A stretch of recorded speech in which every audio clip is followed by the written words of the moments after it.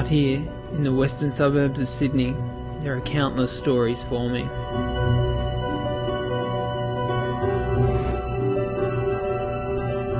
The life stories of the young people who live here. The scenes take place in their homes, at parties, on their streets, shopping centres, parks and schoolyards. Each act forms part of a boundary that encircles their life and guides them forward, for better or worse.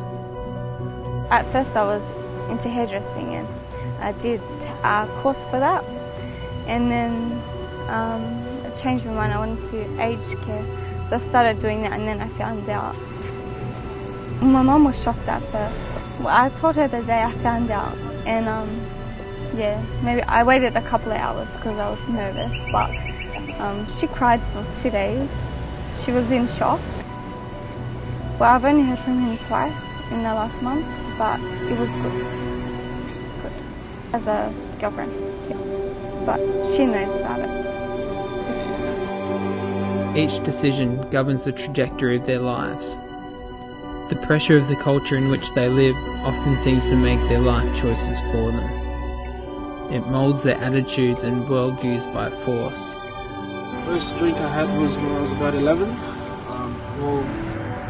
Heaps of my mates were just into gangs back then, so heaps of robberies and stuff like that. So you couldn't really come drink for free, so you had to do stuff just to get your drink and just to keep on hanging out with your mates. 2 of my mates got shot, one by a shotgun, one by a rifle. Outside, coppers, I thought they were bad, and then when I ended up in jail and seeing how the guards were, it was 10 times worse. Many of these narratives are bleak, and they are painfully common. Domestic violence, teenage pregnancy, crime and drugs, an ingrained hostility towards authority, and bankrupt self-esteem. My partner that I was with was 7 years older than me, which, I didn't know how that happened, but, well, we ended up having a child together, and then things just didn't work out between me and her. I was 18 when I found out she was pregnant. I turned 19 and she had my daughter, my oldest daughter. Didn't get to spend time with her, didn't get to hug her at night. Didn't get to kiss her goodnight. Didn't get to tuck her in. It's real sad. Young and stupid, really young and stupid, just not following my head anyway. These stories feel like impending train wrecks in slow motion. If only someone would intervene to help them change track. There are literally thousands of kids in this community whose lives are going off in the wrong direction. Yeah, I know firsthand. I'm 32 today, but when I was around 15, 16, I went off the track, basically doing drugs and heavy drugs at that, robbing people, sex with girls and stuff like that.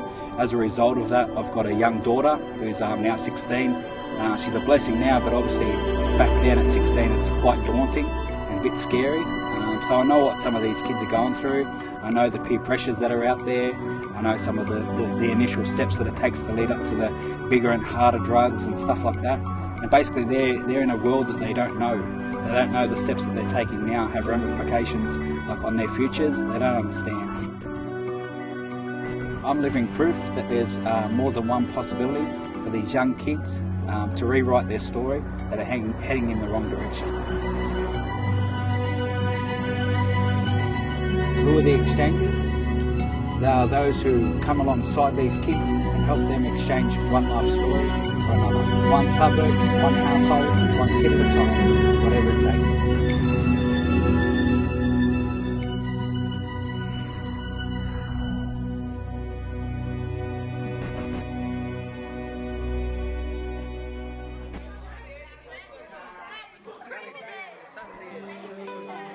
When I first started, it was pretty scary. You're in an area where there is a lot of drugs and alcohol, and you have some people walk past and swearing and throwing bottles or whatever they do.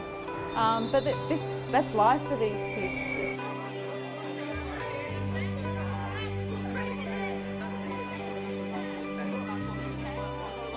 It said it's great program. The kids have come home, thoroughly enjoyed the whole experience. It's been good actually. Like I wasn't expecting it to be so good, but I met new people and stuff, and it's been really fun. So for me personally, I can go in on the ground and share with them my experience, which obviously gain their attention because I'm not a school teacher or such, and I've know firsthand. They know that we wouldn't be here unless they meant something to us, because I could be at home with my own kids, doing my own thing in my own little world, and they know that. Yeah, I came here and met some of the guys and Jeff.